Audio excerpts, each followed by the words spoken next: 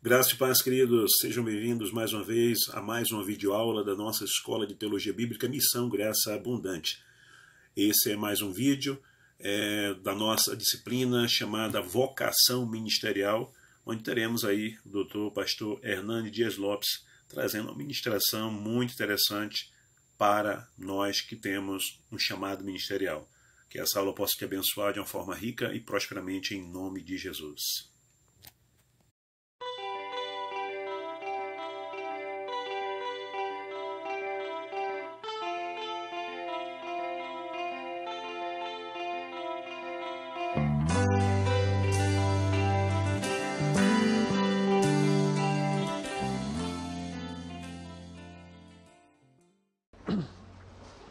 Ok, gente, é um prazer, privilégio estar com vocês. Eu gostaria de olhar com vocês a questão da vida ministerial, mas primeiro contextualizar isso dentro do mundo em que nós vivemos, né? Nós trabalhamos ali agora há pouco a questão da pós-modernidade. Eu queria fazer um levantamento breve, uma síntese rápida, basicamente da Renascença para cá, para chegarmos aonde estamos, para depois examinar um texto com vocês, as bases de um ministério dentro deste mundo, né, com tantas confusões e com tantas ideias, muitas vezes conflitantes, que nós estamos tendo hoje. Eu não vou ler o texto agora, porque a hora que eu for expor o texto, eu leio o texto. Então, só queria que vocês pudessem olhar comigo um pouquinho daquilo que nós entendemos que veio desembocar na pós-modernidade. Eu queria começar com a Renascença. Vocês sabem que a Renascença foi um movimento cultural surgido no norte da Itália, nos séculos 14 e 15. E a Renascença tem uma importância fundamental. Por quê? Porque até a Renascença a igreja dominava o mundo. Todo o saber, todo o pensar, todo o refletir estava nas mãos da igreja. E a Renascença mexeu com essa estrutura, pelo menos em 5 áreas importantíssimas. A primeira área que a Renascença mexeu foi a área da economia. Por quê? Porque surge na Europa uma nova classe social chamada de burguesia. Sobretudo com a descoberta de novas frentes de economia, a descoberta da América, a descoberta do Brasil, a Rota das Índias. E a economia saiu do domínio, do controle da igreja. A igreja perdeu o controle da economia. Isso foi importantíssimo, porque isso é um divisor de águas na história humana. A segunda área que foi influenciada foi a área das artes. Até a Renascença, por exemplo, na Idade Média, nenhum pintor podia expressar a sua arte senão pelo viés da igreja. Se ia esculpir ou pintar o corpo de uma pessoa, tinha que pintar o rosto dela e o corpo de um santo. Tudo tinha que ser vazado pela hermenêutica, pela visão da igreja. Até que Miguel Ângelo, Leonardo da Vinci, vão romper com esse padrão, né? Miguel Ângelo, por exemplo, vai esculpir Davi, Pietà, Moisés, e mostrando a beleza do corpo humano quanto obra de Deus, criação de Deus, sem o viés interpretativo da igreja. Isso rompe a questão, tira as artes das mãos da igreja, a arte pela arte. Isso já foi uma revolução extraordinária. A terceira área, muito importante nesse processo, é a área da política. Até a Renascença, a igreja tinha um concubinato espúrio com o Estado. O Papa depunha reis e colocava reis no trono. Até que Maquiavel escreve o livro Príncipe e mostra a necessidade, então, de existir uma divisão entre Estado e igreja. E agora a igreja não pode mais ingerir no Estado, e nem o Estado deve ingerir na igreja. São dois poderes que devem ter interdependência. Então, rompe essa questão também, fundamental, que é a questão política, né? A quarta área que a Renascença vem atingir é a área da ciência. A ciência também estava nas mãos da igreja. E até que Nicolau Copérnico vai fazer uma afirmação, um tanto quanto ousada na época, de que o mundo não era geocêntrico, mas o mundo era heliocêntrico. Na verdade, Nicolau Copérnico não teve coragem de defender essa tese, a não ser no final da sua vida, porque ele sabia das implicações e dos riscos disso. Mas o seu discípulo, Galileu Galilei, vai defender essa tese e ele é preso por essa causa e precisa se retratar para não morrer. Mas o simples fato de já mostrar que a Terra não era, o mundo não era geocêntrico, ou seja, centralizado na Terra, mas no Sol, não era, vamos dizer, a Terra que gira em redor do Sol, isso já tirou das mãos da igreja a hegemonia da ciência. E hoje nós sabemos que o mundo não é heliocêntrico. A estrela é apenas, o Sol é apenas uma pequena estrela de quinta grandeza. O mundo, o universo é muito mais vasto, muito mais amplo do que se podia conceber lá no século 14 e 15. Pois bem, finalmente a quinta área que eu acho que a Renascença mexeu foi a área religiosa, a área espiritual. Porque até então a igreja era a verdadeira detentora da verdade. A mais importante do que o texto da Bíblia eram as notas de rodapé. Então as pessoas só podiam ler a Bíblia pelas lentes, pelos óculos da igreja. A igreja que dizia o que era verdade, o que não era verdade, porque a interpretação da igreja era a interpretação oficial. Até que o monge agostiniano, Martinho Lutero, tem acesso a este texto de Romanos 1,17, isso muda a vida dele, muda a visão dele, muda de certa forma a história da igreja, porque tira das mãos da igreja esse domínio da interpretação, ou melhor, do livre exame das Escrituras. Pois bem, a partir daí então, dentro desse processo, desse meio aí da Renascença, vem em 1450 a descoberta da imprensa por Johannes Gutenberg, na Alemanha. Logo depois vem os pré-reformadores. No dia 31 de outubro de 1517 vem a proclamação da Reforma e o mundo então começa a respirar ares de libertação, de liberdade. Mas me importa agora olhar dentro desse viés no século, sobretudo no século XVII vem o racionalismo, no século XVIII sobretudo o iluminismo. O iluminismo, ele põe o homem no centro e bota Deus na lateral. O homem é a medida de todas as coisas, o homem é o centro de todas as coisas, o homem não precisa de Deus, o homem é Deus. E o iluminismo, ele vem com esta bandeira da centralidade do homem, da grandeza do homem, da força do homem, do poder do homem, da capacidade do homem. Então nós começamos a viver uma geração homocêntrica, antropocêntrica. E nesta geração, o otimismo era imenso. O homem haveria de construir um paraíso pelas suas próprias forças, pelas suas próprias mãos. Você vai perceber que logo vem a utopia de Thomas More, idealizando um mundo perfeito, construído pelas próprias mãos do homem. Se você perceber, esse ar de otimismo está sendo inalado por todo mundo. O homem está achando que ele vai construir esse paraíso pelas suas próprias mãos, a ciência, a filosofia, a capacidade de reflexão, esse otimismo do mundo secular. Se você der uma olhadinha para dentro do mundo religioso, esse otimismo está presente, só que num outro eixo. Por exemplo, foi o período básico de duas coisas. Primeiro, foi o período fundamental do período escatológico que nós chamamos do pós-milenismo. O pós-milenismo estava no auge. E o que o pós-milenismo advogava? Nós vamos cristianizar o mundo. Nós vamos ganhar o mundo para Jesus. Foi o período da descoberta, ou melhor, do levantamento das missões modernas. Vamos ganhar o mundo para Jesus. Nós vamos conquistar o mundo para Jesus.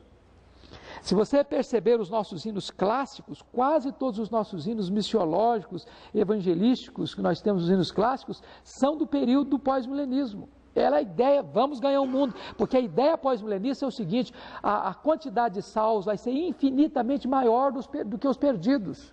Loren Bittner, que é um dos maiores representantes do pós-milenismo, ele acha que a diferença entre salvos e perdidos vai ser a mesma coisa dos que estão na cadeia hoje e dos que estão livres. Então o mundo vai ser cristianizado e vai se cumprir Hebreus, Abacuque capítulo 2, 4, então a terra se encherá do conhecimento do Senhor, como as águas cobrem o mar. Era esse otimismo que estava dominando. Nesse mesmo período, levantam-se alguns grupos religiosos dentro dessa mesma linha ufanista. Vem aí o adventismo do sétimo dia. O que é adventismo? Advento, segunda vinda, marcar a segunda vinda de Jesus. Ele virá e tem a data certa para ele vir. E ele não veio a primeira vez, marcar a segunda, não veio, marcar a terceira vez, não veio. Não, nós não erramos quanto à data, nós erramos quanto ao local. Ele veio, só que entrou no santuário celeste. Vem um outro movimento, os santos dos últimos dias. Os mormons, nós somos a última geração, Jesus está voltando, vai voltar e nós somos essa geração.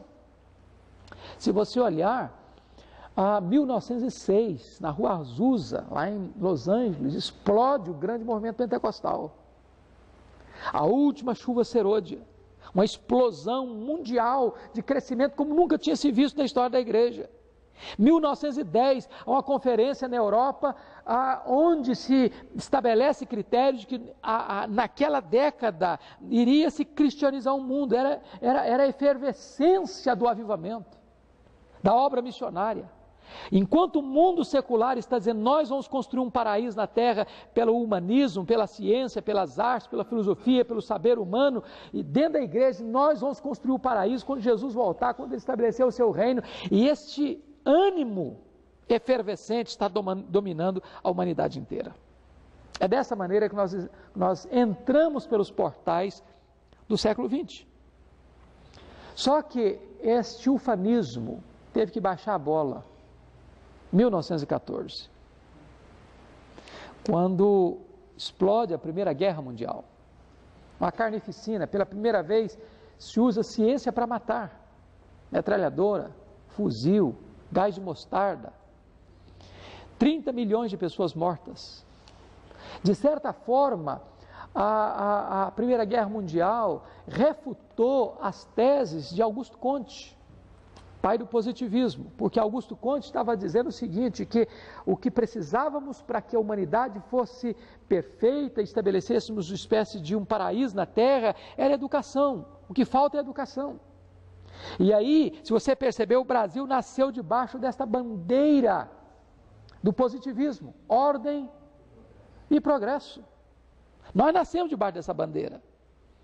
Só que a Primeira Guerra Mundial mostrou que o conhecimento sem a transformação não transforma o homem num ser civilizado e nem espiritual, mas transforma esse homem num monstro. Não basta a informação, é preciso transformação. E o que aconteceu? Depois dessa carnificina toda, a Alemanha saiu destruída na Primeira Guerra Mundial e já em 1932, a Alemanha ressurge das cinzas e um chanceler alemão prometia de novamente ressuscitar os sonhos de um paraíso na Terra. E esse chanceler alemão chamou-se Adolf Hitler. E as medidas eram grandes para se evitar uma Segunda Guerra Mundial, mas novamente vem um desastre. 1939, a Alemanha invade a Polônia e tem início a Segunda Guerra Mundial. E agora esta guerra tem proporções muito mais amplas e muito mais vastas, e você vai perceber que 60 milhões de pessoas perdem a vida. 6 milhões de judeus são trucidados nas câmaras de gás, nos campos de concentração, morrendo de fome, ou fuzilados, ou virando pó e cinza. E o que acontece? Os 3 países do eixo, Alemanha, Itália e Japão, se unem para formar os países do eixo, para lutar contra o mundo inteiro. E nesta guerra sangrenta, brutal, desumana, terrível, sanguinária, os Estados Unidos saem fortalecidos, porque em 1945 se joga a bomba atômica em Hiroshima e logo depois em Nagasaki, e esta guerra termina.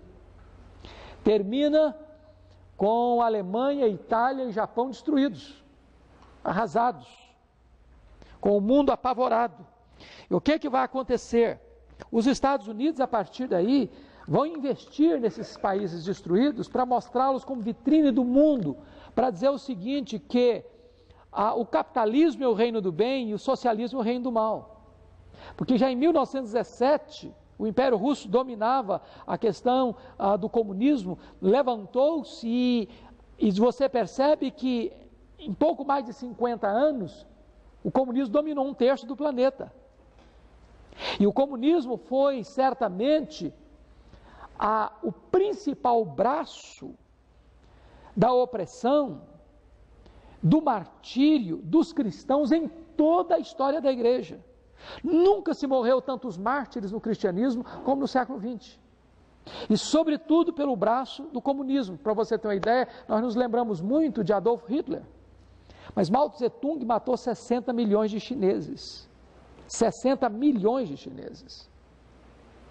Então notem vocês que agora começa um novo período na história, que é esta grande guerra fria.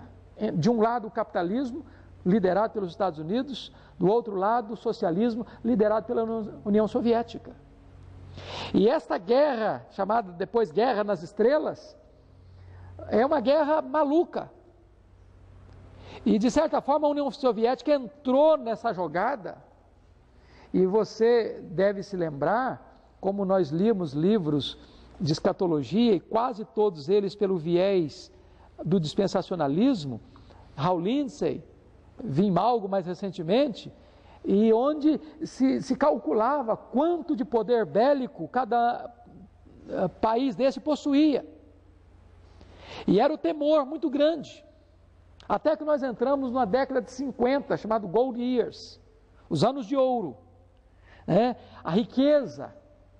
É a primeira vez que os adolescentes vão ter moto. É a época onde as pessoas estão tendo geladeira, tendo a radiola em casa. É a época em que as famílias estão tão encantadas com os bens de consumo que as mulheres estão saindo também de casa para trabalhar. A coisa encheu os olhos. E aqui começa um período interessantíssimo. Nós conversamos agora há pouco de manhã lá. É que pai e mãe começaram a sair de casa para trabalhar, encantados com os bens de consumo, e esqueceram os filhos. Pensaram que podiam substituir presença por presentes. E o que aconteceu com essa geração? Levanta-se na década de 60, sem qualquer preconceito com o tamanho do cabelo, mas os 4 cabeludos de Liverpool, os Beatles, com 3 bandeiras: sexo, drogas e misticismo. E esta geração virou a cabeça, uma contracultura. Começou aí a geração hippie na década de 60. E essa geração mudou todo o paradigma. Se o paradigma era viver em família, queremos viver fora da família. Se o paradigma era casar-se, vamos viver agora praticando sexo grupal. Se o paradigma era ter a religião ocidental, vamos buscar a religião do oriental. Se o paradigma era usar roupa convencional, vamos usar roupa não convencional. O que acontece? Chega o ano 1968. Esse ano é um ano extremamente importante. Foi a época da Revolução dos Estudantes, a Primavera de Praga. Os estudantes aqui no Brasil, usando sandálias havaianas, entraram no Palácio do Planalto e balançaram o dedo na cara de Costa e Silva. Na mesma época, os estudantes americanos botavam florzinhas nos canos dos fuzis dos soldados. Os Estados Unidos perdeu a guerra do Vietnã. Em seguida que os estudantes brasileiros fizeram isso no Palácio do Planalto, Costa e Silva baixou o AI-5, mergulhando a nação brasileira numa amarga ditadura militar. Vem a década de 70. O que aconteceu com esta moçada hippie, estava morrendo de sífilis, de gonorreia, de blenorragia, na miséria, numa vida absolutamente infeliz. Baixou a bola desse movimento, baixou a bola. Percebeu que esse tipo de liberdade, sem rumo, sem freios, estava levando essa juventude para a destruição das drogas e a destruição do sexo irresponsável. Aí vem a década de 80, a era Reagan. E nesta era, também chamada de Guerra nas Estrelas, foi um fato curiosíssimo, porque a União Soviética perde essa corrida. Perde essa corrida. Época do neoliberalismo. E chega o ano de 1985, Mikhail Gorbachev escreve o livro Perestroika e admite publicamente a União Soviética está quebrada, está falida. E nesse livro Perestroika, não sei se vocês tiveram a oportunidade de lê-lo, mas Mikhail Gorbachev dizia o seguinte, que se houvesse naquela época uma guerra mundial, não haveria nem vencedores e nem vencidos. Porque o arsenal que nós já tínhamos acumulado daria para transformar o planeta Terra em poeira cósmica 47 vezes. Aí nós chegamos num ano muito importante, que é o ano de 1989. Foi o ano em que o Muro de Berlim é derrubado. Isso significa o seguinte, que de certa forma não é apenas uma parede de concreto que foi destruída, foi uma questão de ideologia. E nesse momento então nós entramos na década de 90 sem mais uma bandeira ideológica. O que aconteceu? Os shopping centers explodiram no mundo e a moçada não tem mais idealismo, não tem mais utopia, não tem mais cara pintada para sair na rua, para reivindicar direitos. A moçada quer ir para o shopping, usar roupa de marca e curtir o aqui e o agora tão somente. Nós entramos, portanto, no que nós chamamos a partir de 1989, na chamada pós-modernidade. Rompemos com a era moderna. E essa pós-modernidade, ela está fincada num tripé. Que tripé é esse? Primeiro, pluralização. Segunda perna do tripé, privatização. Terceira perna do tripé, secularização. O que seria isso? Na pluralização é a ideia seguinte, você tem muitas ideias, muitos valores, e nenhum deles é absoluto. É como você vai ao supermercado comprar sabonete. Você chega na prateleira, tem 20 marcas de sabonete. Qual que você compra? Ou mais caro, ou mais cheiroso, ou mais barato, ou que a propaganda é mais eloquente, não interessa. Você escolhe. As ideias são múltiplas. Não existe uma ideia absoluta. Veja você que você afirmar hoje que você crê numa verdade absoluta é politicamente incorreto. Nós vivemos no mundo hoje do inclusivismo. Por exemplo, nos Estados Unidos não se pode fazer mais uma oração do Pai Nosso numa classe. Num país de berço protestante. Por quê? Porque ali está o muçulmano, ali está o budista, ali está o hinduísta, ali está o judeu, ali está o cristão. E o entendimento é o seguinte... eu tenho que respeitar a opinião do outro. Então, se eu tenho que respeitar a ideia do outro é tão verdade quanto a minha, não tem verdade absoluta mais. O mundo é plural. E nesse mundo plural, pregar uma mensagem absoluta, uma verdade absoluta, é uma afronta para a mentalidade do homem pós-moderno. E veja você que o evangelho que nós cremos e abraçamos, o evangelho que nos salvou, que nos alcançou, é uma verdade absoluta. Não é uma verdade dentre outras verdades, ele é a verdade. Jesus não é um salvador dentre tantos, ele é o salvador. Ele não é um caminho dentre muitos, ele é o caminho. Ele não é uma das portas de acesso ao céu, a Deus, ele é a porta. E neste mundo plural, as escolhas são privativas. O que eu faço, o que eu escolho, é da minha responsabilidade, você não tem nada a ver com isso. Esse é o pensamento. Aí veja bem que nós entramos, talvez discutindo mais o que está acontecendo hoje, por exemplo, que é a grande questão da homofobia. É legítimo ou não é legítimo? Um homem morar com outro homem, uma mulher morar com outra mulher, ou um homem casar com um homem, uma mulher casar com uma mulher. Bom, dentro do espírito pós-moderno, essa escolha é pessoal. Você decide, é o efeito Ibope. Porque dentro desse conceito pós-moderno não existe uma verdade regulamentadora, normativa. Não existe um preceito, não existe um código, não existe um padrão, não existe paradigma. Veja o desafio de ser crente, de ser cristão, numa geração dessa. Quando você afirma que você crê numa outra coisa, diz, mas você é radical. Você pode crer e eu não incomodarei você, no que você quiser. Mas as minhas escolhas são minhas e você não tem o direito de se intrometer nas minhas escolhas.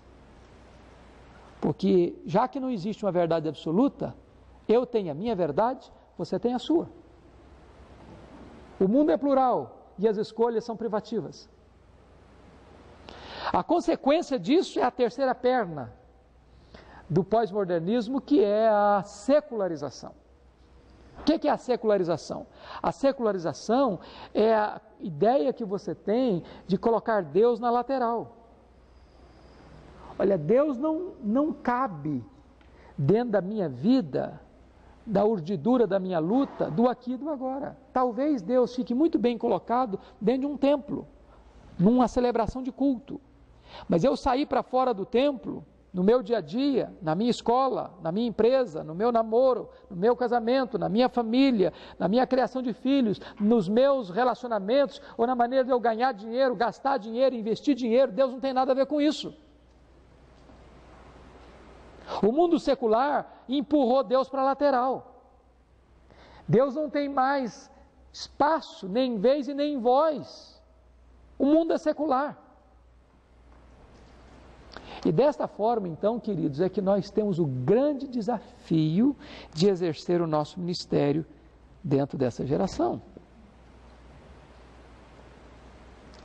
E eu acredito que nós estamos vivendo uma crise. Não digo só em consequência disso, não. Eu concordo com o pastor que falou lá no contexto, que esse negócio, às vezes, de falar em modernidade, pós-modernidade, ultramodernidade, porque agora diz que pós-modernidade já está ultrapassado também. É bobagem. De certa forma, nós somos tudo isso mesmo. Nós somos um ser retrógrado, nós somos um ser super avançado, nós somos um ser... Tudo isso está dentro de nós. O problema nosso é que existe um DNA complicado. Nós herdamos o pecado de Adão. Nós somos complicados. Nós somos um ser caído, problemático. Agora, eu queria hoje, antes de entrar no texto, trabalhar com você o aspecto de que... Posso ficar aqui, encostado aqui? Esse troço aguenta, né? De que é isso aqui? Aguenta. Não pode cair, né? Está proibido cair. Não, tá bom, aqui está mais altinho. Nós estamos vivendo uma crise hoje, queridos, de liderança. Haja vista, por exemplo, o Congresso Nacional. Está uma vergonha. Quem assistiu os debates dessa semana no Congresso Nacional parece porta de botequim ou porta de cadeia. E não no Congresso Nacional. Se você perceber, a crise de integridade não está apenas no mundo político, porque na verdade, na pesquisa feita há menos de um mês, a classe mais desacreditada do país é a classe política. Terceira classe mais desacreditada é a polícia. E a terceira classe mais desacreditada são os pastores. Hoje você falar que você é um pastor, não abre porta para você, fecha a porta. Se você for hoje em alguns lugares, eu tenho vários colegas que já me contaram isso, vão fazer um financiamento de um carro, senta lá na mesa, faz tudo bonitinho, direitinho, aqui, mostra, não, eu sou pastor, não, desconversa tudo. Não dá. Desfaz o negócio. Eu tenho ido periodicamente ao Canadá. Curiosamente, nos últimos 3 anos, todas as vezes que as pessoas me perguntam, quem é você, o que é que você faz? Eu digo, eu sou pastor, estou aqui para pregar o Evangelho em igreja e tal. Mas eles não querem nem conversar mais comigo, já me mandam para uma sala especial, para uma conversa mais detalhada. Porque a ficha está suja. Nós estamos vivendo essa inversão de valores. Na geração passada, quando alguém falava que era pastor, as portas se abriam. A pessoa merecia crédito. Mas hoje se faz pastor do dia para a noite. Hoje, quando a pessoa diz eu sou pastor, muitas vezes ele se auto-intitula pastor. Ele funda a sua própria igreja, que na verdade não passa de uma pequena empresa familiar, onde ele vai realizar aquele trabalho como uma fonte de lucro para ele e para a família dele, onde ele vai transformar aquela igreja numa empresa familiar, ele vai transformar o púlpito num balcão, vai transformar o evangelho adulterado, que ele adultera o evangelho, num produto de péssima qualidade, e esses crentes em consumidores. Daí, verdadeiramente, a credibilidade está em baixa. E você ser hoje um ministro do Evangelho, um pastor, pregador do Evangelho, mantendo integridade, você é hoje um artigo em extinção nessa geração pós-moderna.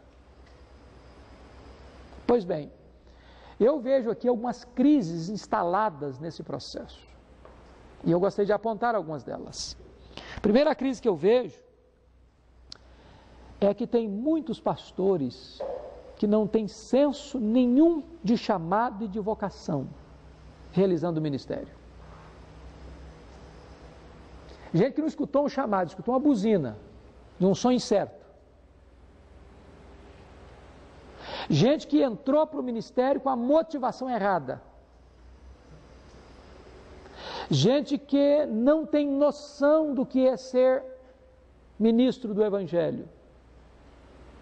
E gente que não respeita o que é o Evangelho. Gente que ama o lucro, mas não ama as vidas, nem honra ao Senhor Jesus. Então esse é um problema seríssimo, seríssimo. Há um livro que possivelmente os pastores que estão aqui já leram com certeza. John Jowett, o pregador, sua vida e sua obra. Se você não leu esse livro, vale a pena ler. John Jowett diz nesse livro o seguinte, que muitas pessoas pensam que vocação é o seguinte: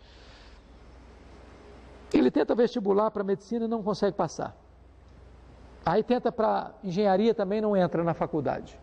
Aí ele tenta vestibular para direito, também não passa. Aí ele tem uma grande ideia. Descobri, Deus me chamou para o ministério. Aí vai ser pastor. Aí John Jowett diz, isso não é vocação. Vocação é quando você tem todas as portas abertas. Você só enxerga uma porta. O chamado de Deus para o ministério. Vocação é como que algemas invisíveis. É aquilo que você não pode deixar de fazer. Você é compelido, imperativamente. Como Jeremias um dia escutou de Deus, eu disse, eu vou deixar de pregar. Isso foi como fogo nos meus ossos. Não dá para você deixar. Então isso é vocação. Isso é vocação. Segunda crise que eu percebo é que há muitas pessoas hoje no ministério que estão confusas teologicamente. Meus irmãos, é uma salada. Uma verdadeira salada hoje a questão teológica de muitos pastores. Gente que não sabe para onde vai, nem para onde está indo. Aliás, foi mencionada ali a questão de alguns modelos que nós temos hoje, grupos células, igreja com propósito, rede ministerial. Nós temos muitos modelos bons até. Tem outros complicados, Mas o grande problema é que às vezes um pastor vai para um congresso, escuta um modelo e diz, agora achei. Aí chega na igreja, muda tudo. Aí no outro ano ele vai para um outro congresso, escuta outra coisa, não, meus irmãos, não era nada daquilo, agora é desse jeito que nós vamos caminhar. Muda tudo. Aí ele vai para um terceiro, não era aqui, estava errado, agora é por aqui que nós vamos. Ele está confuso, ele está perdido, ele não sabe para onde está indo. Se ele não sabe para onde está indo, quanto mais o seu povo. Nós estamos vivendo a época e eu acho isso impressionante, absolutamente impressionante. Eu fiz seminário em 78, 81. Era um fato tão curioso que eu era um seminarista pobre e todo livro que saía eu conseguia comprar. Quando saía um livro, publicava um livro em português, era uma novidade. Uma novidade. Hoje você não consegue nem saber de todos os títulos que são publicados. Quanto mais comprar todos. Hoje nós temos, eu não sei se já fizeram essa pesquisa, mas nós temos, no mínimo, nós devemos ter mais de 40 Bíblias no Brasil de estudos, diferentes umas das outras. E é bem provável que a maioria dos pastores tenha pelo menos metade delas, e nós estamos vivendo um período de analfabetismo bíblico como nunca. Nunca. Livro para enfeitar a prateleira não dá erudição para ninguém. Então o que acontece hoje? Você não vê um camarada que decora um texto mais, não sabe um versículo de cor mais. Ele está buscando em tantas coisas que ele não tem referência. Analfabetismo bíblico. Se o pastor é analfabeto biblicamente, quanto mais seu povo. Você quer ver uma coisa? Chega numa igreja e manda ler um profeta menor. Olha, é até engraçado. O camarada começa abrindo a Bíblia em Gênesis. Ou depois está achando que está lá perto de Apocalipse. O povo não sabe nem manusear a Bíblia mais. Por quê? Porque os pregadores não pregam a palavra mais também. Não pregam. Não tem exposição bíblica. As pessoas estão pregando do vazio da sua cabeça e da plenitude do seu coração enganoso, deixando a palavra de Deus de lado. Se esses pastores estão confusos, quanto mais os seus rebanhos. Terceira crise que eu percebo nas minhas andanças para aí afora, é que nós temos muitos líderes e pastores confusos, não apenas teológica e doutrinariamente, mas confusos emocionalmente. Gente que precisava estar sendo tratado, está tratando os outros. Gente que precisava estar sendo aconselhado, estão aconselhando os outros. Gente que não tem capacidade emocional de gerenciar sua própria vida, está tentando gerenciar a vida dos outros. E o resultado disso é que nós temos uma batelada de gente hoje entrando num processo triste de decadência moral no ministério. Quer ver uma coisa? Não tem lugar mais perigoso para um pastor do que o gabinete pastoral, se ele não for uma pessoa equilibrada emocionalmente.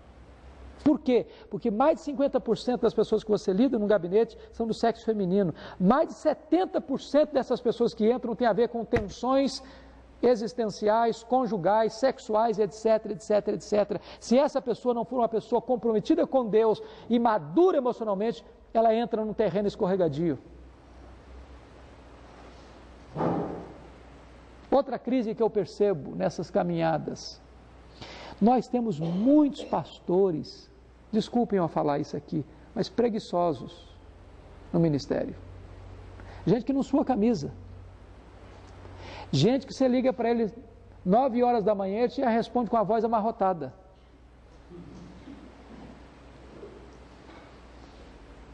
Gente que não sabe o que é afadigar-se na palavra. Gente, pregar é trabalho. E é trabalho árduo. Árduo. Eu não sei se vocês, de repente vocês têm mais facilidade, mas eu, às vezes, eu gasto, às vezes, 15, 20 horas para preparar um sermão. Às vezes eu faço isso. Estou expondo Romanos agora. Eu não consigo preparar um sermão em Romanos com menos de 15 horas. Não consigo.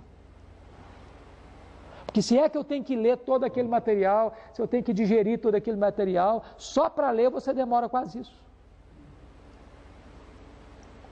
Segundo, você precisa entender uma coisa, o pastor precisa ser um camarada que ame o conhecimento. O pastor precisa ter uma biblioteca boa.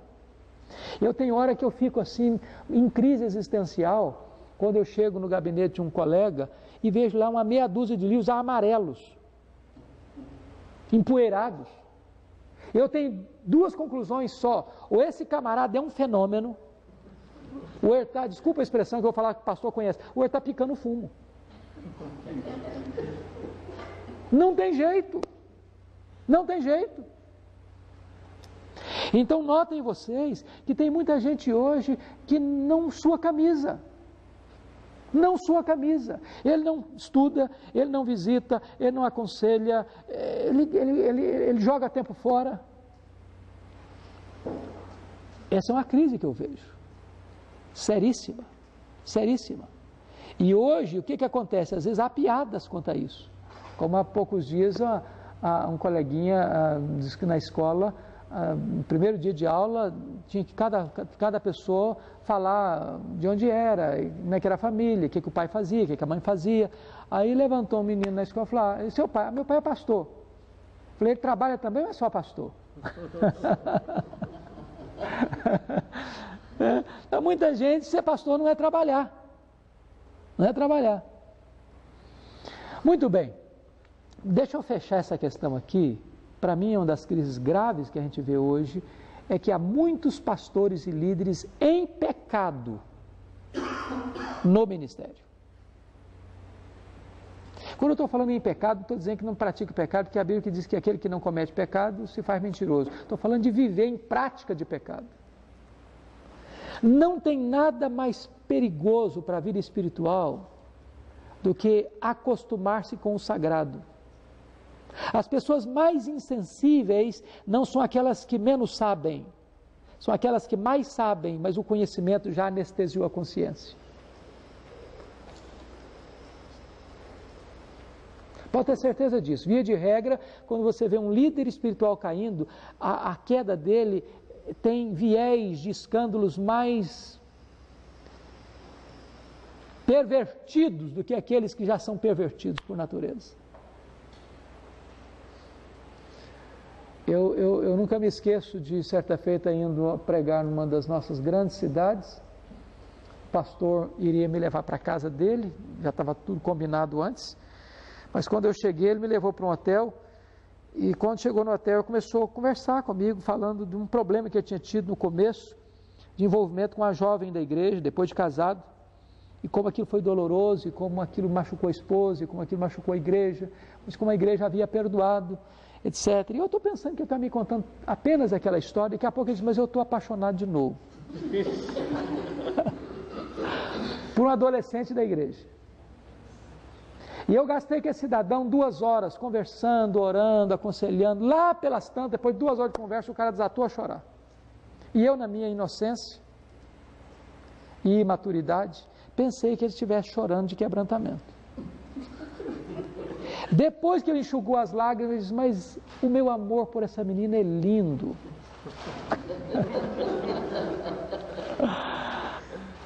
E eu disse para ele, eu não vou embora dessa cidade sem falar com essa moça. Chamei a moça, falei, minha filha, que ele estava levando a menina para a casa dele, chamando para fazer reunião de oração com ele, para fazer visita com ele, aquela coisa toda. Falei, filha, você vai me prometer uma coisa, você não vai na casa desse homem mais, você não vai orar com esse homem mais, você não vai fazer visita com esse homem mais, e se qualquer coisa estranha acontecer, por favor me ligue. Passaram-se 5 meses, o telefone tocou, era a moça. E aí, minha filha, o que aconteceu? Eu falei, pastor, eu fiz o que o senhor mandou. E aí? Ele largou do meu pé, mas está dando em cima da minha irmã agora. Eu disse para ele, você vai fazer um favor para mim, chame os presbíteros da igreja, senta com eles, abra o verbo. Esse homem não tem condições emocionais, morais, espirituais, de apacentar o rebanho. O grande problema é que muitas vezes essas pessoas só vão parar quando forem flagradas, apanhadas no ato do seu erro. Pois bem, é nesse contexto então que eu gostaria que vocês olhassem comigo. Quem está administrando o tempo aí me fala quanto tempo? 40. Temos 40 minutos. Nós temos ainda mais? Nós temos 40 minutos. Então vamos dar uma olhadinha rápida. Nós vamos dar uma olhadinha rápida em Atos 17, Atos 20. Atos 17 não, Atos 20, versos 17 a 38. Eu não vou ler o texto todo, vamos ganhar um pouco de tempo aqui, e vamos lendo o texto na medida que vamos examinando o texto, tá certo? Nesse mundo aqui que nós abordamos, vamos ver alguns compromissos de um pastor. Primeiro compromisso, versículo 19, Atos 20, versículo 19. Servindo ao Senhor com toda a humildade, lágrimas e provações que pelas ciladas dos judeus me sobrevieram. Paulo está falando com os presbíteros de Éfeso, na cidade de Mileto. Primeiro compromisso que um líder precisa ter é com Deus. O líder precisa saber a quem ele está servindo, porque às vezes ele pode confundir, sabia?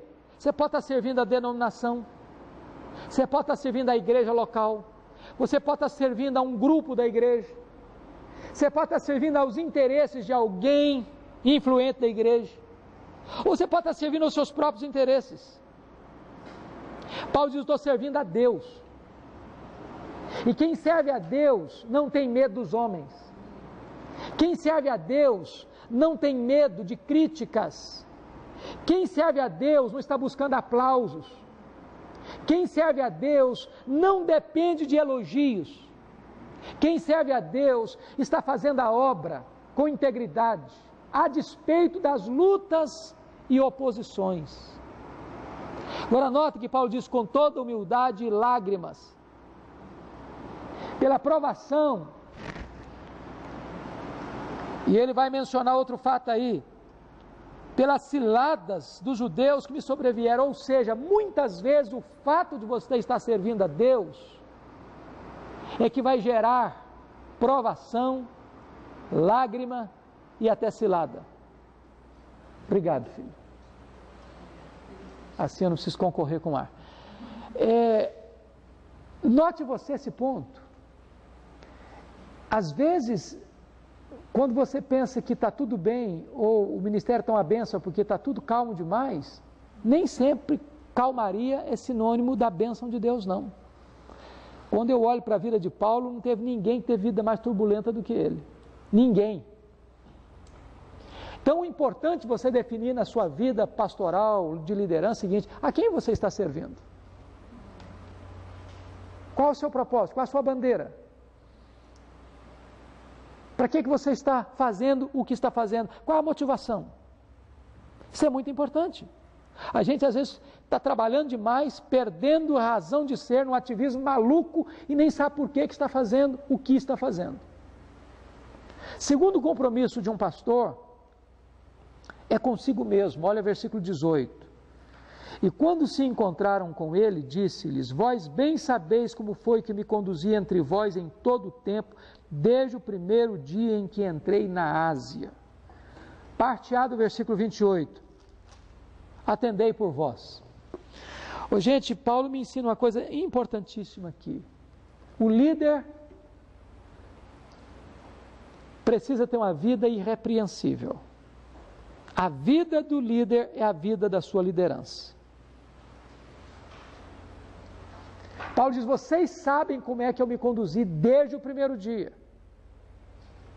Não tem nada escondido na minha vida, não tem nada debaixo do tapete, não tem nada nublado, não tem nada escuro, não tem gaveta secreta na minha vida, não tem área nebulosa no meu caráter. O que Paulo está dizendo é que um líder não pode, vou usar uma palavra do vocabulário do dia a dia, rabo preso. Não pode. Ele não pode ser refém. Ele precisa ser livre para pregar a palavra com ousadia, doa quem doer. Ele não está atendendo a interesses de grupos ou de pessoas, ele está a serviço de Deus. E aí no versículo 28, Paulo diz assim: atendei por vós. Ou seja, antes de você pastorear a igreja, você precisa pastorear você mesmo. Por quê? Para você não incorrer nos mesmos erros que você denuncia. para você não ser inconsistente. Aliás, John Shaw dizia o seguinte, que se a vida do líder é a vida da sua liderança, os pecados do líder são os mestres do pecado. E Richard Baxter dizia o seguinte, que os pecados do líder são mais graves, são mais hipócritas e são mais danosos do que os pecados dos outros. Por quê? São mais graves porque o líder peca contra maior conhecimento. São mais hipócritas porque o líder denuncia o pecado em público e às vezes o pratica em secreto. E são mais danosos porque quando o líder cai, mais gente é prejudicada. Então é preciso pastorear você mesmo, cuidar de você mesmo. A sua vida é o seu maior patrimônio. Você tem a profundidade do ministério que tem a profundidade da sua vida. Por isso, cuida da tua piedade, diz alguém, e Deus cuidará da tua reputação. Terceiro compromisso que um líder precisa ter é com a palavra de Deus. Veja você nos versos 20 a 27 que Paulo vai tratar exatamente disso. Quando chega no verso 20, Paulo diz assim: jamais deixando de vos anunciar coisa alguma proveitosa e de vô-la ensinar publicamente também de casa em casa. Chama a atenção sua nesse ponto aqui. Paulo era um pregador, Paulo era um evangelista, Paulo era um teólogo, Paulo era um missionário, Paulo era um apologeta. Mas Paulo pregava para auditórios grandes, publicamente, Paulo pregava para auditórios pequenos, de casa em casa. Hoje tem muita gente que não prega mais para pequenos grupos. Recentemente eu convidei um cidadão para pregar na igreja e não consegui, na verdade, falar com ele, porque estava blindado por uma série de burocracia, mas a secretária me disse: nosso pregador não prega mais na igreja, só em grandes concentrações. Falei, legal, esse cara é mais importante que Jesus do que o apóstolo Paulo, porque Jesus e o apóstolo Paulo pregavam para uma pessoa só, pregavam para um grupo, pregavam numa reunião familiar. Então, irmãos, é muito perigoso a pessoa achar que ele é alguma coisa. A vaidade destrói o ministério. Você não é nada, eu não sou nada, nós somos vasos de barro. Se Deus tirar a mão dele sobre nós, olha, vira barro só, e mais nada. Qual a lição que a gente precisa aprender com isso? Você precisa pregar num grupo familiar com o mesmo entusiasmo que você prega numa cruzada. Se a sua igreja ou se a sua congregação tem 30 membros, 20 membros, 15 membros, prepare o seu sermão como se você estivesse preparando a maior e importante conferência da sua vida. E não pense você que se o seu povo for da periferia, ou for um povo que não tem muito conhecimento do ponto de vista do conhecimento formal, que ele não vai saber se você preparou ou não preparou o sermão. Até gente analfabeta sabe quando o pregador está preparado ou não está preparado. Mas tem outra coisa aqui no texto. Olha o versículo 21. Paulo diz assim: testificando tanto a judeus como a gregos o arrependimento para com Deus e a fé em nosso Senhor Jesus Cristo. O que é bom destacar aqui? Paulo ensinava e Paulo pregava. Pregava o quê? Arrependimento e fé. Arrependimento e fé são os elementos de quê? Da conversão. O que está querendo dizer com isso? Que Paulo era um evangelista e Paulo era um doutrinador, um mestre. Por que isso é importante? Isso é importante pelo seguinte, problema não. Por que isso é importante? Porque hoje, se você fizer uma pesquisa nos seminários, você vai chegar à seguinte conclusão, já fizeram pelo menos em um que eu sei, 75% dos seminaristas disseram: eu não tenho dom de evangelista, eu tenho dom de mestre. Por que isso? Porque, penso eu, nós estamos cometendo um gravíssimo erro na educação teológica no nosso país. Qual erro que eu entendo que nós estamos cometendo? É que nós estamos hoje tendo professores de seminários que são acadêmicos. São gente da academia, mas não são gente da prática pastoral. Antigamente, um professor de seminário, ele era pastor e professor. E um professor reproduz um aluno à sua imagem, à sua semelhança. Hoje, sabe qual é o sonho de um seminarista? Não é sair do seminário, plantar uma igreja ou pastorear uma igreja. O sonho de um seminarista hoje é sair do seminário e fazer um mestrado. E depois que ele faz um mestrado, sabe qual é o sonho dele? É fazer um doutorado. E depois que ele faz um doutorado, sabe qual é o sonho dele? É vir para um seminário dar aula para formar pastor. Ele não é pastor, ele não sabe ser pastor, ele nunca plantou uma congregação e ele vai ensinar missões urbanas. Então o que vai acontecer? Nós vamos formar gente que vai ser PhD em sentar numa cadeira e olhar para a tela de um computador e ver tudo que tem lá. Mas não vamos ser capazes de sair porta fora do templo e entrar numa casa para falar de Jesus tete a tete com um cara. Aí, é claro, eu não tenho dom de evangelista. Tenho dom de mestre. Por quê? Porque foi a minha escola. Eu não tenho culpa. A culpa é do sistema. É do sistema. Eu penso que se nós não revermos isso, nós vamos estar trazendo consequências gravíssimas para as futuras gerações. Existe algum pastor da Assembleia de Deus aqui comigo, na sala? Não tem? Oi? Da Assembleia de Deus? Obrigado, filho. Deixa eu partilhar uma coisa que eu ouvi de um colega seu, pastor da Assembleia de Deus, eu achei importantíssimo que ele me disse. Ele disse o seguinte: nós estamos na Assembleia de Deus, que é a maior denominação evangélica deste país, vivendo a segunda geração. A geração dos pastores que estão buscando conhecimento sério, profundo, mas mantendo o fervor, a piedade. Esse é o ideal. Ele diz: o nosso grande medo, com quanto à Assembleia de Deus nessa nação, é de que nós entremos para uma terceira fase, onde os nossos pastores vão buscar conhecimento e perder o fervor. Eu conheço doutores, PhD, matando igreja. E você deve conhecer também. Ou seja, apenas o conhecimento, gente, não é suficiente para plantar uma igreja, para nutrir uma igreja, para pastorear uma igreja. E eu não estou dizendo que nós estamos estudando muito, não. Eu acho que nós estamos estudando pouco. E de forma nenhuma eu sou contra o conhecimento, não. Eu acho que nós devemos estudar mais. Agora, conhecimento sem piedade não é a solução para a igreja. Nós precisamos manter o binômio ortodoxia e piedade, conhecimento e experiência, teologia e vida, luz na cabeça e fogo no coração.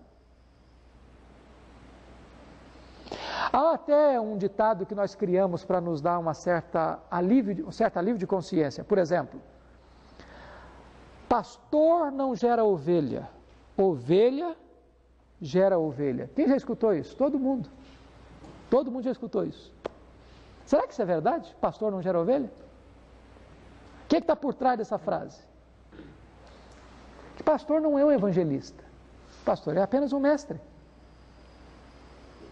Mas eu quero dizer para você que pastor gera ovelha sim. Que pastor é evangelista sim. Paulo diz para Timóteo: Timóteo, cumpre cabalmente o teu ministério de evangelista. Você tem que pregar arrependimento e fé é pregação de conversão. E você tem que ser mestre. E eu não estou dizendo que Deus, dentre aqueles a quem Ele prepara para o ministério, chame alguns, especialmente com o dom de evangelista, mas todo pastor tem que ser um evangelista, sem deixar de ser um mestre. Vamos ao quarto compromisso aí. Compromisso com o ministério, versículo 24: porém nada considero a vida preciosa para mim mesmo, conquanto que eu complete a minha carreira e o ministério que recebi do Senhor Jesus, para testemunhar o evangelho da graça de Deus. Eu vou pular bem rápido, só vou citar os pontos que eu quero enfatizar aqui. Paulo está falando de três coisas aqui. Primeiro, ele está falando de vocação, o ministério que recebi do Senhor Jesus. Foi Jesus que deu o ministério para ele. Isso é vocação. É muito importante saber disso. Segundo, abnegação. Em nada considero a vida preciosa para mim mesmo. Terceiro, paixão, conquanto que eu complete a minha carreira e o ministério que recebi do Senhor Jesus para testemunhar o Evangelho da graça de Deus. Ô, gente, o que tem que arder no nosso coração é testemunhar o Evangelho da graça de Deus. Isso tem que queimar o nosso coração. Esse é o nosso compromisso. Nesse mundo plural, nesse mundo de escolhas privativas, você tem uma paixão, testemunhar o Evangelho da graça de Deus. Quinto compromisso, compromisso com a igreja, versículos 28 a 30. Atendei por todo o rebanho sobre o qual o Espírito Santo vos constituiu bispos para pastoreardes a igreja de Deus, a qual ele comprou com seu sangue. Alguns pontos aqui merecem destaque. Primeiro, você tem lá na sua igreja algumas ovelhas indóceis, complicadas, que escoiceiam o pastor? Se você não tem, me ensine o segredo para eu aprender. E se precisar de algumas transferências também, darei com o maior prazer. Qual o cuidado que nós devemos ter? O cuidado de pastorear apenas as ovelhas dóceis. De você fazer 10 visitas no ano para uma família e não fazer nenhuma para outra família. Tem ovelha que você quer ficar perto dela o tempo todo. Mas Paulo diz que você deve pastorear todo o rebanho de Deus. Por outra coisa importante nesse versículo 28, se você não entender isso, foi o Espírito Santo quem constituiu a você como bispo desse rebanho. Note você que ele vai usar a palavra presbítero, bispo e pastor como termos correspondentes. Versículo 17 eu chamo você de presbítero, no versículo 28 eu chamo você de bispo, e no versículo 28 ele vai usar o verbo pastorear. Por que isso é importante, queridos? Porque você e eu já estamos cansados de ver gente fazendo política de bastidor para ficar na igreja. Ou você tem consciência de que foi o Espírito Santo quem botou você ali, ou então arruma as malas e vai para frente. Brigar para ficar na igreja, fazer política de bastidor para ficar na igreja, isso não glorifica a Deus. E note você que essa igreja não é sua. Jesus nunca passou uma procuração para você, dando a você o direito de posse da igreja. A igreja é dele. A igreja é de Deus. Por isso não tem dono de igreja. Esse negócio de dono de igreja é pecado. A igreja só tem um dono. Esse é Jesus. E essa igreja é tão importante para Deus que Ele a comprou com o sangue do seu próprio Filho.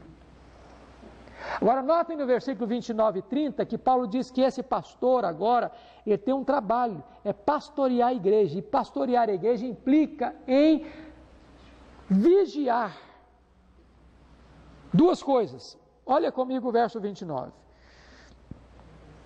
Eu sei que depois da minha partida entre vós penetrarão lobos vorazes, que não pouparão o rebanho. Se entre vós penetrarão lobos vorazes, eu pergunto, os lobos estão aonde? Dentro ou fora? Preste atenção, se é dentro mesmo. Se os lobos vão penetrar no meio do rebanho, onde estão os lobos? Fora. Querendo entrar. Procurando uma porta para entrar, uma brecha para entrar. O que são os lobos? Ou quem são os lobos? Os falsos mestres, as suas falsas doutrinas. Gente, hoje tem muitas ideias malucas por aí. Malucas. Tem muitas ondas aí que não tem nada a ver com a onda do Espírito, não. É maremoto mesmo, é tsunami mesmo que vem para destruir tudo. E você precisa entender e discernir, cabe a você, pastor do rebanho, discernir essas coisas. E o que significa isso? Deixa eu dar uma palavrinha, não é questão de dar conselho, porque eu sei que vocês são pessoas maduras. Mas, por favor, gente, não convide quem vocês não conheçam para pregar no púlpito da sua igreja. Isso é maluquice. Deixa eu dizer outra coisa, se alguém ligar para você, se oferecendo para pregar na sua igreja, pula fora logo, porque isso não é uma coisa que se faça.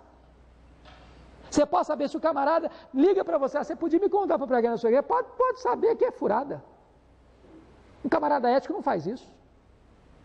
Não faz isso.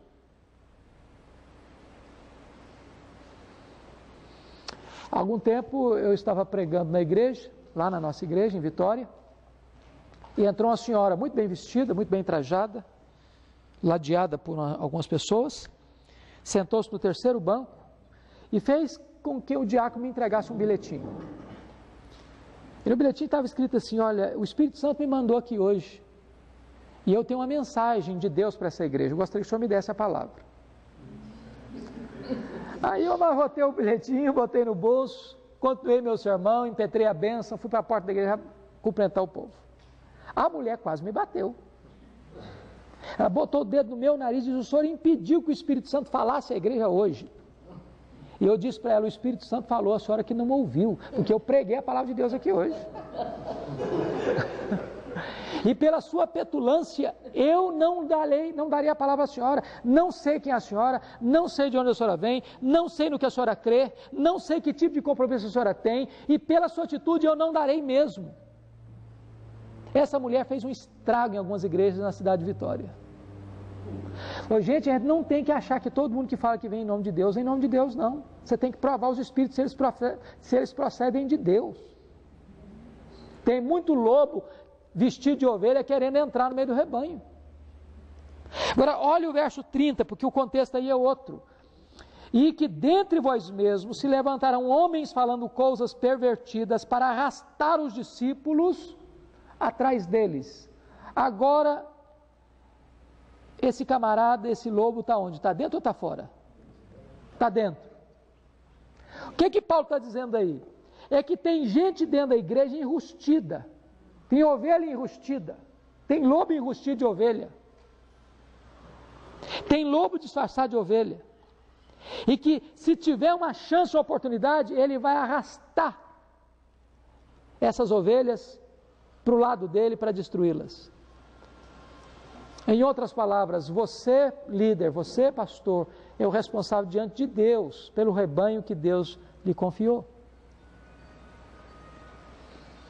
Aí vem a penúltimo compromisso que eu gostaria de trabalhar com vocês, que é o compromisso do pastor, do líder com dinheiro. Versículos 33 a 35, olha aí.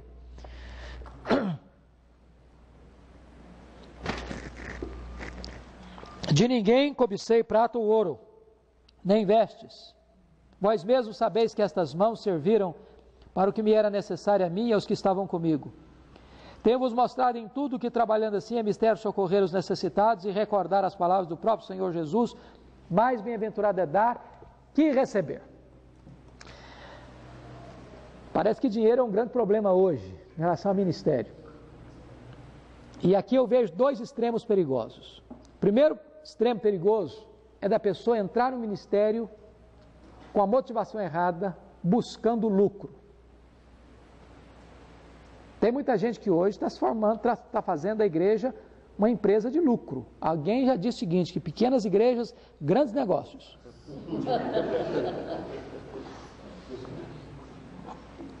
E tem muito pastor que o dinheiro entra, ninguém fica sabendo quanto entrou, ele não dá conta para ninguém, não presta conta a ninguém, ele é o dono. E já diz também, falou: olha, aqui se o camarada não estiver de acordo com a minha visão, a porta da rua é a porta da serventia. Ou seja, ninguém vem me incomodar aqui, ninguém vem me questionar aqui, eu sou a verdade absoluta aqui. Esta prática não é a prática bíblica. Então ninguém deve entrar no ministério visando dinheiro. Ô, gente, você não deve aceitar um pastorado por causa do salário. Eu não estou dizendo que você não mereça um salário bom, digno. Mas eu estou dizendo que eu estou cansado de ver isso, e você também. Uma pessoa chega na igreja hoje, diz: meus irmãos, graças a Deus eu estou aqui, estou muito feliz da vida, porque Deus me mandou para cá, foi da vontade de Deus que eu estivesse aqui. No mês seguinte, o camarada recebe uma proposta, como se fosse um jogador de futebol, que recebe uma proposta melhor e larga o time. Fala: meus irmãos, o Espírito Santo de Deus está mostrando que eu tenho que ir para outro lugar. Espírito Santo coisa nenhuma, é o dinheiro. Eu não posso me esquecer de dois fatos que aconteceram comigo. Um dia eu estava pregando numa igreja, uma das maiores igrejas da nossa denominação, eu não vou falar o nome nem a cidade. Mas o conselho daquela igreja estava em fase de buscar pastores. Acabado o culto, o conselho reuniu-se comigo e disse: pastor, não queremos saber quanto o senhor ganha, nós podemos pagar o dobro para o senhor. O senhor vem? Eu disse: não venho, não venho. Se Deus me der a chance de um dia ser pastor dessa igreja, será um privilégio, mas com essa motivação eu não venho. Porque no dia que eu for pastor, por causa do salário, eu tenho que repensar meu ministério. Quando eu terminei meu curso de doutorado em ministério lá nos Estados Unidos, eu recebi um convite para pregar, para ser pastor de uma igreja lá, que o salário seria 5 vezes mais do que eu ganhava, do que eu ganho. E alguém disse: você é maluco não aceitar uma proposta dessa, cara? Fica 5 anos aqui, você resolve a sua vida financeira, depois você volta. Diz: mas isso não é ministério. Eu não estou numa bandeira de quanto ganho mais. E eu não estou dizendo que eu não vou precisar de um salário melhor, que isso não é importante para mim, que eu tenho filhos para cuidar, etc. Não estou falando disso, não. Eu estou falando que o dinheiro não pode ser a sua motivação. Paulo não estava no ministério por causa de dinheiro. Quando as igrejas não podiam pagar ou não queriam pagar, ele não deixava o ministério, não. Ele trabalhava para estar no ministério. Qual é o segundo problema desse texto? Paulo está combatendo, primeiro, a motivação errada do pastor que quer ser pastor por causa de dinheiro. O segundo problema que Paulo está combatendo aqui, penso eu, é a usura de algumas igrejas que não pagam os seus pastores um salário digno. Tem gente que olha esse texto, está vendo aqui, pastor tem que trabalhar. Pastor não tem que receber salário. Paulo trabalhou com as suas próprias mãos. Só que nesse texto, Paulo não está falando de salário pastoral, não. Se você quer saber o que Paulo fala de salário pastoral, você tem que ir para 1 Coríntios capítulo 9, lá ele fala do assunto, e lá ele diz que o pastor tem que receber bem, ele tem que ser digno do seu salário. Aliás, Paulo fala uma coisa muito séria, eu queria que você lesse comigo, porque para mim esse é um dos textos mais fortes de Paulo, sobre a igreja de Corinto.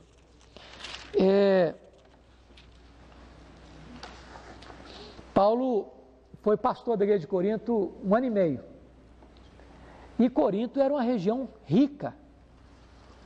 E eles não pagaram o salário de Paulo.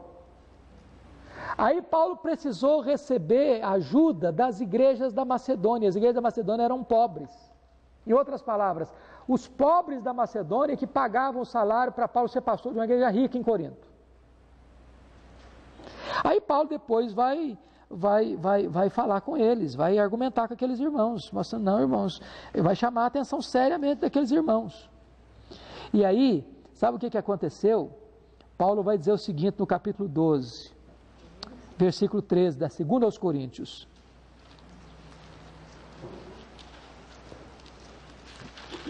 Veja você o que Paulo vai falar para aquela igreja. Eu acho esse negócio aqui impressionante. 2 Coríntios 12, versículo 13, ele diz o seguinte: porque em que tendes vós sido inferiores às demais igrejas, senão nesse fato, de não vos ter sido pesado? Perdoai-me esta injustiça. Paulo diz para a igreja o seguinte: olha, vocês foram inferiores a todas as demais igrejas, sabem o quê? Vocês não pagaram o meu salário, e eu devia ter cobrado o meu salário de vocês, me perdoem a injustiça que eu cometi com vocês. Então, eu não sei se eu estou falando para algum líder de igreja aqui, cujo seu pastor não está aqui, mas o seu pastor precisa receber um salário que ele não tenha que ficar preocupado se vai faltar arroz e feijão na mesa dele, ou se ele não vai poder botar os seus filhos na escola, ou se não vai poder comprar uma roupa digna para os seus filhos. O pastor precisa receber um salário digno. Nem o pastor tem que ser motivado pelo dinheiro, nem a igreja pode ser usura com dinheiro. Finalmente, queridos, para fechar, o último compromisso que Paulo menciona aqui em Atos 20 é o compromisso com a afetividade. Olha os versículos 36 a 38. Tendo dito isto, ou dito essas coisas, ajoelhando-se orou com todos eles. Então houve grande pranto entre todos, e abraçando afetuosamente a Paulo, o beijavam, entristecidos especialmente pela palavra que dissera, que não mais veriam o seu rosto, e acompanharam-no até ao navio. Eu acho isso magnífico. Paulo passou 3 anos em Éfeso. Está despedindo-se dos presbíteros da igreja, os líderes da igreja. E há tamanha amizade e afeto entre essas pessoas, que num lugar público, numa praia, eles se abraçam, eles se beijam e eles choram juntos. Eu tenho rodado o Brasil, queridos, e eu gosto muito e tenho falado bastante para os líderes. Deixa eu lhes dizer uma coisa. Há muitos pastores doentes emocionalmente, há muitos pastores feridos emocionalmente, há muitos pastores machucados emocionalmente, e não é com o rebanho, não. É com a liderança. É com a liderança. Há pastores amassados emocionalmente, há pastores esmagados emocionalmente, por causa da truculência com que alguns líderes tratam o pastor, como xerifes da igreja, como donos da igreja, achando que o pastor é empregado deles. Isso é coisa muito difícil. Eu, há poucos dias, pregando num congresso de pastores e líderes, eu perguntei para os pastores assim, qual foi a última vez que você, pastor, beijou os seus presbíteros? Aí ele levantou um gaiato no fundo da sala e disse, pastor, beijar, eu não beijei não, mas vontade de morder, eu tive algumas vezes.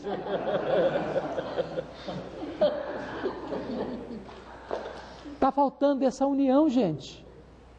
Se não houver unidade, carinho, afeto, apoio, companheirismo, amizade na liderança, o ministério fica pesado. Nós temos necessidades emocionais que precisam ser supridas. Eu não posso esquecer recentemente uma senhora, eu tenho o hábito ainda, a nossa igreja não é tão grande, eu tenho o hábito de ir para a porta da igreja, cumprimentar as pessoas e abraçar as pessoas. E essa irmã, depois que eu a abracei, chorando, disse, pastor, eu valorizo muito o seu abraço, porque é o único abraço que eu recebo na semana. As pessoas são carentes de afeição. Há poucos dias eu liguei para uma irmã da igreja, me ligou, dizendo o seguinte, pastor, eu estou indo para outra igreja, mais próximo da minha casa, está muito difícil eu ir, está um pouco longe, eu tenho medo de ir sozinha, tal, e tal, e tal, e tal. E aí eu disse para ela o telefone, falei, filha, só tem um problema, seu passe é muito caro, e nós não abrimos mão de você. Você é tão importante para a nossa igreja que nós não podemos abrir mão da sua vida. Essa mulher desatou a chorar do outro lado da linha. Falei, pastor, eu na verdade não queria ir para outra igreja, não, eu precisava ouvir isso do senhor hoje. Na verdade, as pessoas têm carências. E ser pastor, gente, é gostar de ovelha, gostar de cheiro de ovelha. Eu há poucos dias soube de um cidadão, desses pregadores estrela do Brasil aí, que ele disse em público, eu não gosto de gente. Eu gosto da massa, eu gosto da multidão, mas de gente eu não gosto. O cara chega 5 minutos depois que o culto começou e vai embora 10 minutos antes do culto terminar. Ele não tolera que ninguém encoste nele, que ninguém dê a mão para ele, que ninguém o abrace, que ninguém o amarrote.